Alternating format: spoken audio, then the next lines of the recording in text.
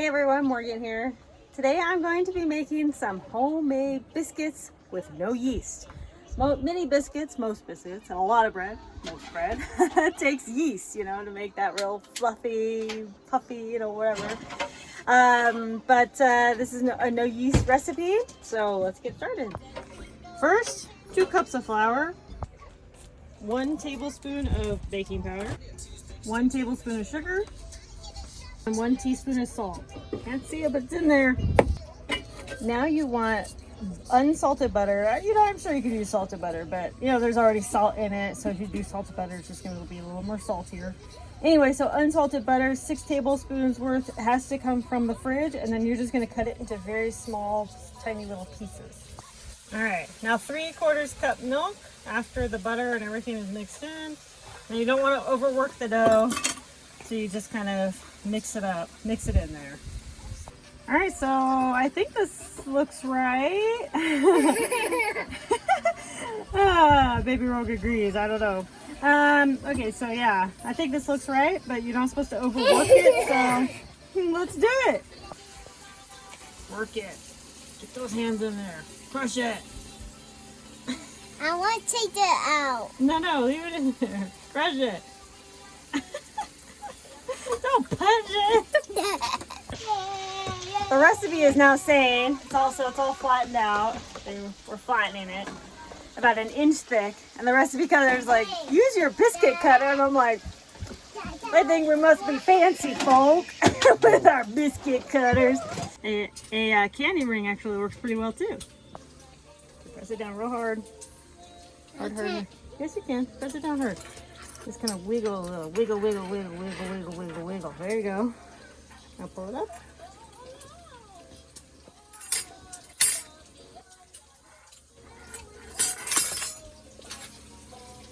Good job. Nice.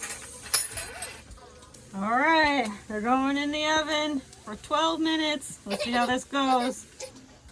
I was just in a baking mood today, and I asked on Twitter, I said, what should I bake today? And a bunch of people were saying like banana muffins and fruit muffins. Unfortunately, we're kind of low on some fresh fruit and vegetables right now.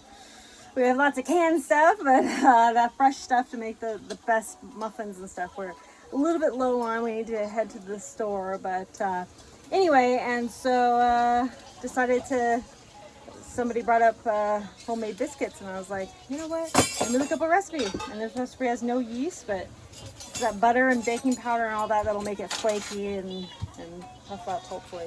Let's see how it goes. If I was smart and I hadn't taken a nap, I would have put these in the solar oven for show. It's not really hot today. It's like 80 something degrees, so it's not that bad, but still. Any chance to use the solar oven. All right, well, here's the first batch. I think I made them way too thin, but they look good. They look fine, and they feel fine. Everything looks fine. I'm putting a second batch in that's a little thicker. That's closer to the inch that it actually told me to make it. Here's the inside, bottom. It looks good, smells good. Ember, you want to taste test with me? Yeah.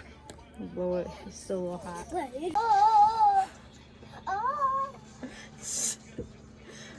What? Keep singing. I'll try it. Okay. Here. Try it. Eat it. You didn't even try it. Did you? Is it good? Yeah, but These are good.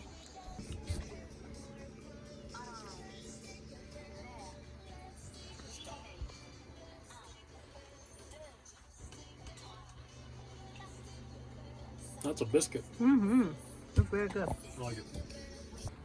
Try it.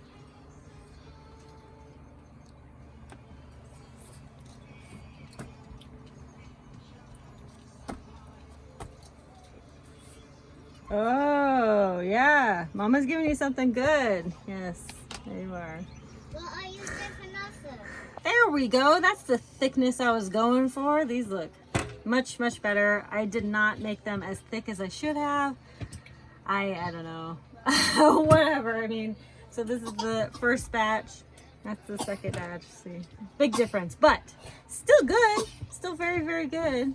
They taste fine. These are just a little thicker because I made them the actual inch thickness. Best side of the muffin and this lane. These are a total success. I'm very, very happy with them. The whole family loves them. We'll definitely be doing this again. Super easy, super quick. Highly recommend it. I'm gonna put the recipe down below. I'll talk to y'all later. Conquer tomorrow by preparing today. And conquer these biscuits. Hey now.